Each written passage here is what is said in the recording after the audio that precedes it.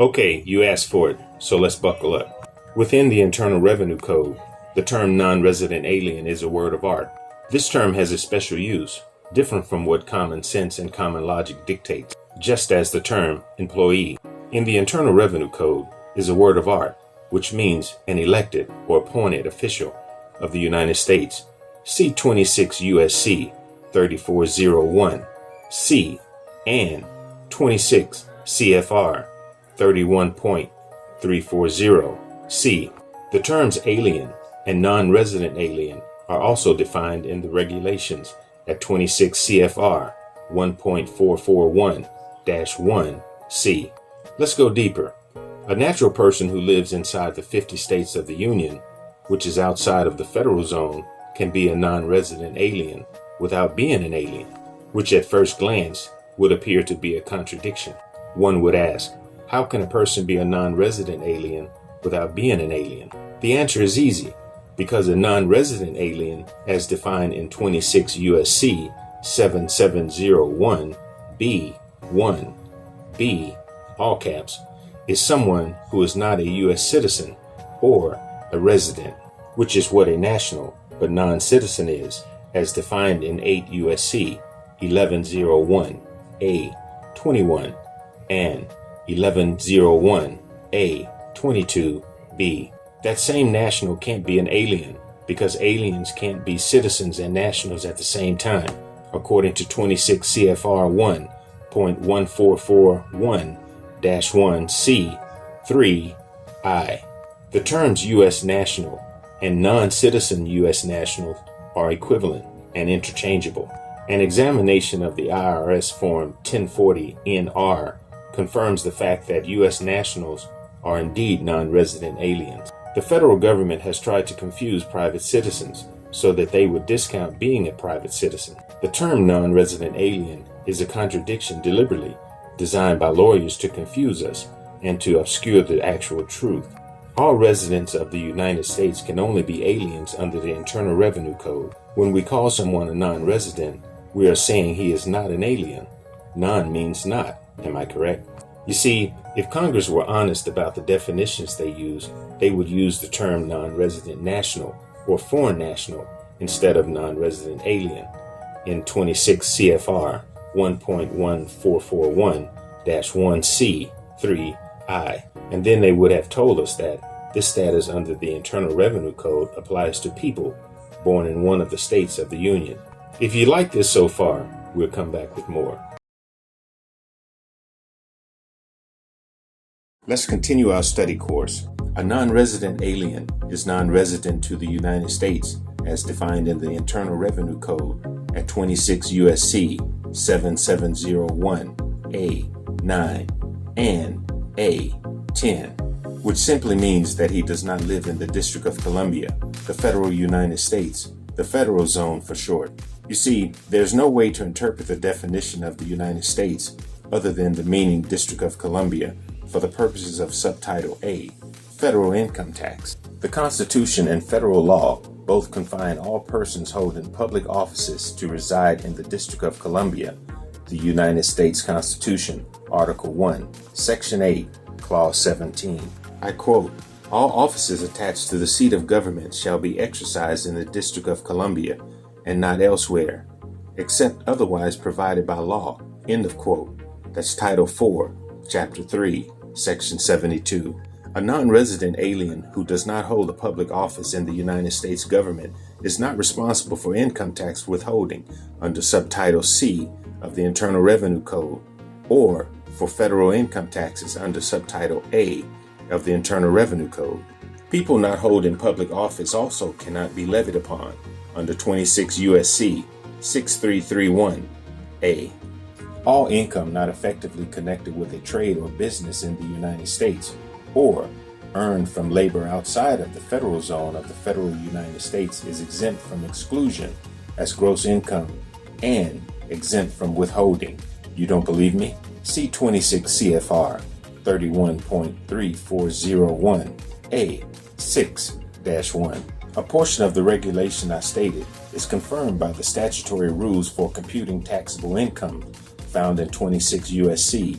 861. Okay, listen to this.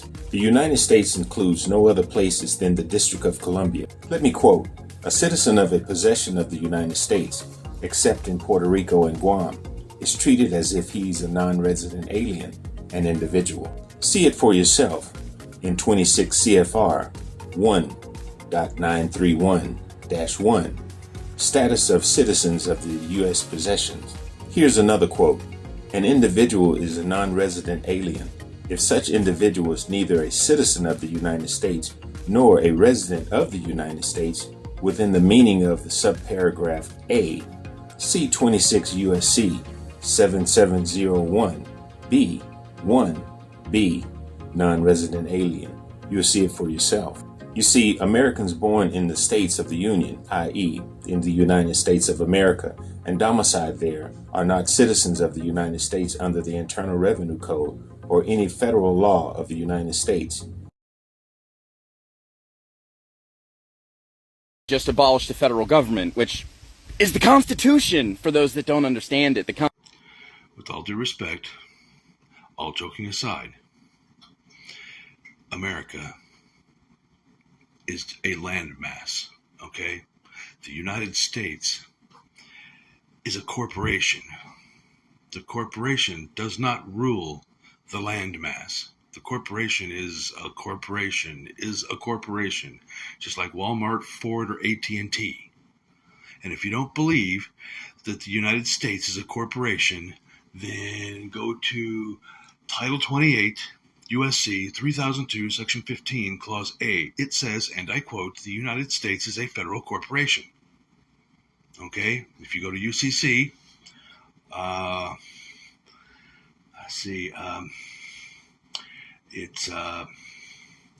okay, I'm not good with the UCCs, but if you go to the Better Revised Statutes, NRS 205.4611, 4-611, UCC 4-611 says the same thing as NRS 205.4611. It's been the UCC has been codified into the Nevada Revised Statutes. Your state has the same thing. Every state in the union does. It's sort of like a prerequisite for commercialism. So anyway, the United States is not the Constitution. The government is not the Constitution. The Constitution is what we are supposed to hold our government to, and we have not been doing that. Our government has been out of whack since 1933 when Roosevelt sold us out. Okay? You want to check some facts? Check some facts. You better ask somebody. All right? Be well. All rights reserved. And void were prohibited by law.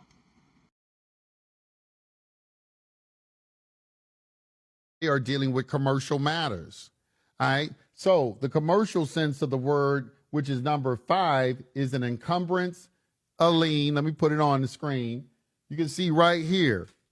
A charge is what? An encumbrance, a lien, or a claim. A charge on property. Now, when we go into the courtroom, you've probably heard people say, when you go into the courtroom and people start talking, it's your time to speak, and the judge speaks to you, you could say something like, Your Honor, do you have a charge against me?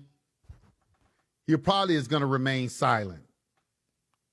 And then you say, do you know anyone who does have a claim against me?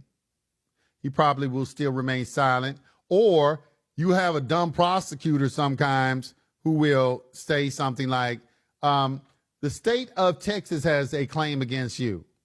At which point you can respond, Your Honor, would you I request that the Honorable Judge direct the prosecutor to provide the assessment for the charges along with a certified audit trail of all transactions, including voucher, as well as all disbursement documents and receipts. The reason that you are saying that is because the prosecutor just admitted on the record that this is civil, because he says there's a claim. When we have claims, it's civil in nature, which means there's some sort of pecuniary interest in the case. All right? You have a right to know all of the documentation associated with that claim. So when you say that, you say, I request that the Honorable Judge direct the prosecutor to provide the assessment for the charges, along with a certified audit trail of all transactions, including voucher, as well as all disbursement documents and receipts. All right, you're asking for an accounting. The judge is sitting on the bench, and he's a hearing officer. You do know that bench means bank. All right, bench means bank. All right, it's a bank. So we're doing banking in there. It's it's real, and it's undercover everything that's going on. You will only come to know what's going on if you're asking questions. This is why they like to saddle you with an attorney, because when you have an attorney, you can't ask any questions. When you're represented by counsel, you're not allowed to speak. That's why your attorney tells you to be quiet, because you haven't made an appearance in the case to speak. He's representing the defendant, not you. Okay, you're not the defendant. He is. So when you've elected to have counsel represent you, you no longer are representing the defendant. Okay, now, in the beginning, for you to have the liability associated with the case, they need you to plead into the record. All right, that's why the most important step of any case is when they bring you into arraignment and they ask you, do you understand the charges? You always say this, Your Honor, I don't see any charges, because they're just standing there. When you say I don't see any charges, they're going to bring you your indictment or whatever piece of paper they got your charges on. They're going to bring it over and hand it to you. At that point, you look at it on the front and the back. You say, I don't see any charges. I request the honorable judge, I request that the honorable judge direct the prosecutor to read the charges into the record.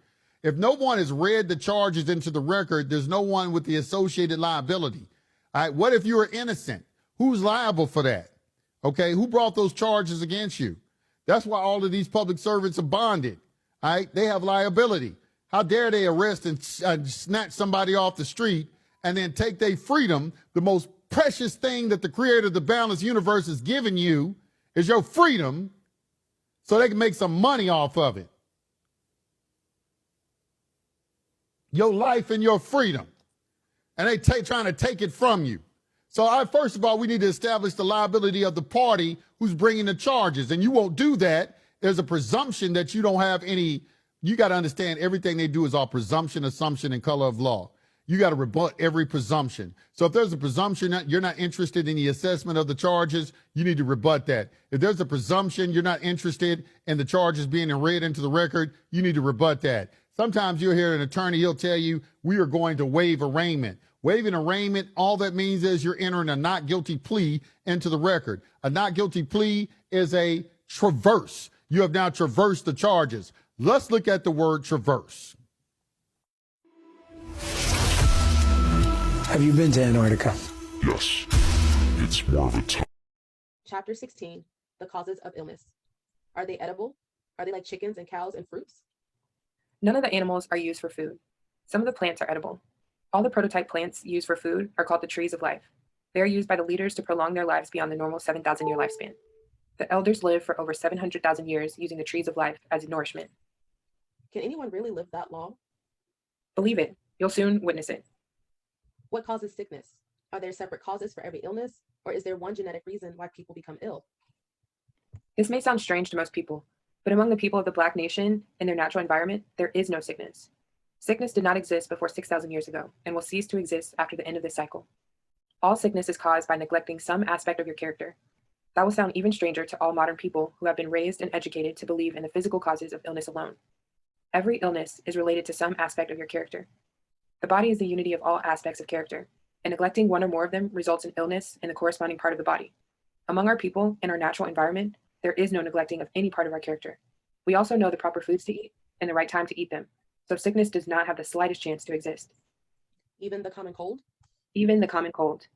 Isn't it obvious that the common cold is caused by stress? When the weather changes, especially from one season to the next, it exerts an external stress on the body. If the body is already under the internal stress of modern life, then you easily become prey to viruses. If you could remove all internal stress, thereby restoring that aspect of your character, external stresses would have no effect on you. It's almost impossible to remove internal stress. There's so much pressure in everyday modern life. Yes, this is the time for such things. It wasn't always this way, nor will it remain like this for much longer. I know you said to keep the questions to the present subject, but you've mentioned the cycles before. Can I ask you more about that? We'll have enough time to discuss all the details concerning cycles, but first things first. So all the people were taught about the aspects of character and how to stay healthy? Yes. There are 10 festivals that we call life rituals. During each one, the people are taught about the aspects. The character of every individual develops in a timely manner starting from childhood. The first 7,000 aspects of character are taught to children from the age of 7 until they are 14 years old. The school system is set up such that they attend the rituals 3 or 4 times a week for about 7 months of every year. The attendance is not continuous, naturally. They break during the planting and harvesting seasons and at other times. As I already mentioned, the ancient calendar division had a week of 10 days, making 3 weeks to every month. The 12 months have 30 days each, with 5 or 6 days added at the end of the year, depending on whether it's a regular or leap year. This calendar is exactly as our ancestors, the ancient Egyptians, recorded it in their writings. They kept that system well until about 2,000 years ago.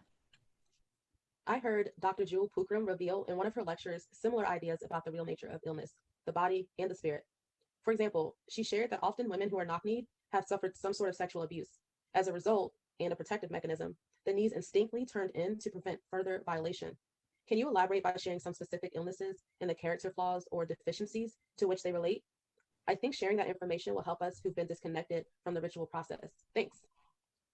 Diseases fall under 2 classes of causes: those caused by a deficiency in the individual's own character, and those imposed on them due to a deficiency in someone else's character. The example you gave falls under the second class, where the deformity is not the result of a particular deficiency in that individual, but a character flaw in another person, who then imposes it on her by committing a crime against her. There are many examples of this type of imposition, some due to neglect, some unintended, resulting in deformities, traumas, addictions, and diseases. One common example is improper or inadequate breastfeeding. A lot of mothers in modern society breastfeed their children very inadequately, if at all. Once a child has had mother's milk directly from her breast, there is no substitute that can take its place, but many women are advised to feed artificial formulas to their children. The most common damage that results from this comes in adulthood in the form of cigarette addiction. Unbelievable as it may sound, a large percentage of addiction to cigarettes is the result of insufficient time spent at the mother's breast. Cigarette companies know this and design cigarette butts the same color as a white woman's nipple and make the rest of it white like milk to evoke these childhood memories, not to mention the chemicals they add to make sure people stay addicted. Other drug addictions are caused by insufficient love given to infants who need it the most. Later in adulthood, after experiencing the high of drugs, it reminds them of the parental love that they experienced but a few times and have been yearning for ever since. After the first high, they seek in vain to recapture that feeling and thus become addicted. All such ignorant impositions can be removed easily by training all people from childhood to develop their character properly. Such training would result in proper ways of raising children. At present, this ignorance is passed from generation to generation. Adding to that are the diseases that come from the person's own character deficiencies. These are caused mostly by lack of character development or improper development as a child. The biggest of these is the non-development of the natural courage in children. So many children are raised in conditions of fear. They are taught to fear strangers, to fear their own parents, to fear the dark, and even their own fantasies that come from their imaginations. This instilling of fear destroys the natural fearlessness and courage that all children are born with. The fear then later on causes many diseases, such as asthma and allergies. Neglecting to develop self-love in children warps their character the most and results in a myriad of diseases such as diabetes, obesity, and so on. As we continue with biology and genetics, I'll give more examples of other diseases and the character flaws that cause them. Can you provide more information about the science of food energy? Do foods have feminine and masculine energies? If so, how does this impact our individual health? And how can you tell what energy exists around specific food? Rather than female and male, food energies would more appropriately be called positive, negative, and neutral. Even these words give a false meaning. More accurate words would be energizing, harmonizing, and neutral, or stabilizing. There are foods to be eaten when people are low in energy, and they're opposite to be eaten when they're hyperactive. These harmonize the energy back into balance. In addition, there's a third type of food in the middle, so to speak. They're called staple foods, such as grains, and keep the energy more or less steady. Human beings are vegetarians under natural circumstances. At present, our bodies are in a less than natural state, so the eating of foods like cow milk is necessary, as well as a little meat, but much less than people usually consume. There are enough proteins in plant foods to nourish even the most active people, so it's possible to live completely without meat, as long as one takes a little milk. Plant foods can thus be divided into these 3 classes. They correspond to the 3 divisions of the human body: the head area, the chest area, and the intestinal area and lower body. The plant has a correspondence to these 3 parts in an exactly upside down way. In other words, the roots of plants correspond to the head area. Foods like carrots and other edible roots nourish the brain and the head area. Not potatoes, though, which are not roots, but stems. Their roots are little hairs coming out of the tuber, so tubers are not root foods. Edible roots are thus positive or energizing foods. The stems of plants, which include grains like wheat and beans, are chest foods and nourish the middle part of the body. These are neutral or staple foods. The third group are those that grow at the highest parts of the plant, meaning the leaves and fruits. They harmonize the body's energy level. Although both men and women need all 3 kinds of food, women need the higher parts more, corresponding to the lower and middle body, and men need the lower part of the plant more, corresponding to the upper chest and head area. As far as specific foods to eat and how often to eat them, it would take too long to list. Besides, an accurate book has already been written on nutrition. It's a little book you can read in a day or two and has no equal as far as the teachings on nutrition and proper eating habits. It's called How to Eat to Live, Part 1 and 2 by Elijah Muhammad. What's your take on the tidal waves that have recently hit the area around Southern Asia, areas filled with Black people? I remember hearing a tape by Dr. Delbert Blair where he alluded to such quote unquote weather occurrences as being man-made, specifically created to assist in wiping out Black people. What say you? My thought exactly. After reading about the incident, I thought the same thing. I believe that Whitey possesses the power, with the help of technology that is, to manipulate the weather and cause the earth to tremble. I knew this ever since I was a child. I remember that every time they tried to go up in space, there was a tremendous change in the weather. It would rain for days, and I would think to myself that they were interfering with Mother Nature. I do believe that this was man-made to help wipe out the Black race. I am not an expert on this matter, but I do believe in my heart that they do have a hand in any and everything that is the opposite of life and anything that is good. This is just my opinion. Peace. Sisters, man-made disasters are nothing compared to this. This was definitely a natural disaster. The earthquake bodily moved an entire island in a few dozen feet and had the power of over 2,000 nuclear bombs. It made a crack in the earth the length of California. These large-scale natural catastrophes began last year with the Iran earthquake. They're going to continue and increase in size and devastation. To that will be added an endless war that is going to be joined by many other nations, begun by the invasion of Iraq. Add to that worldwide pestilences. And the next 6 years are going to see a drastic reduction in the world population, never before seen in all of history.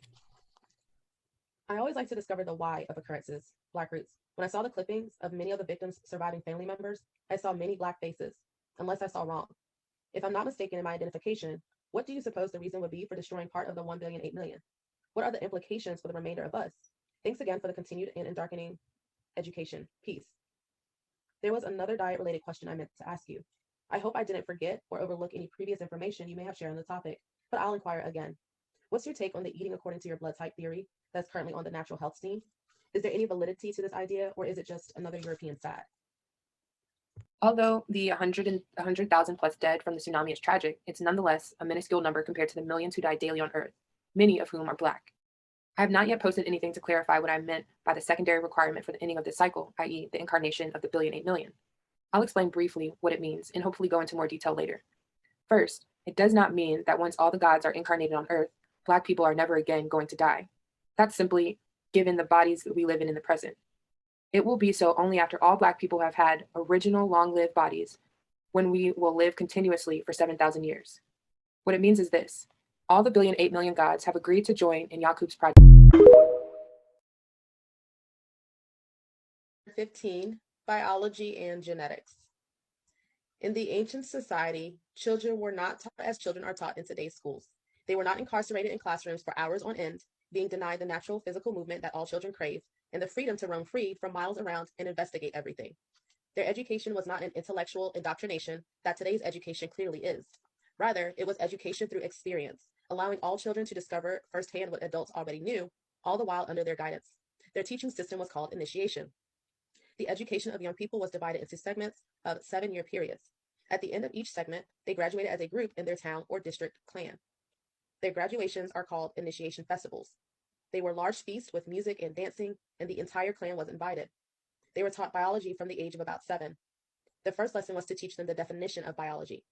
They asked many questions along the way, and their teachers answered every single one in a practical, real-life way.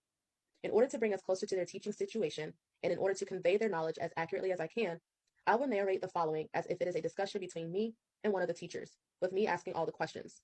So the first question I would ask is, What is biology? It is the knowledge of how the plants and animals in the body of the Black man and woman were created. How were the plants and animals created? All the species of plants and animals that exist on Earth today developed from the 144,000 original prototypes. What are the 144,000 original prototypes? They are the 144,000 parts of the Black person's character. They include courage, wisdom, goodness, strength, grace, honesty, authority, gentleness, abundance, beauty, friendliness, unlaziness, humor, and many more, totaling 144,000. The vast majority of the parts or aspects of character do not have names in the English language. In the original languages, every aspect has 2 names, one for the animal and one for the plant. One original plant and one original animal were created for each aspect of your character. So every aspect of a Black person's character is represented by a plant and animal? Yes, but only the original plants and animals represent character. All the other millions of species developed from these original prototypes. What about the body of the Black person? How was it created? Originally, the 144,000 characters were united as one character, and it had a form. That form is the body of the Black man and woman. The two bodies differ because while many of the aspects are neutral, a large number of them are more masculine, and the same number are far more feminine, although both men and women have 144,000. Then, after the aspects were united as one in the human body, they were then separated into 144,000 individual parts, and each part was given a form. These forms became the original plants and animals. Where are these prototype plants and animals? They are in the custody of the 144,000 judges. Where? Right here on Earth? They were, yes, and they will be again soon. They are temporarily removed to a safe place for a cycle. When the present cycle comes to an end, they will be returned to their original place. Chapter 16, The Causes of Illness.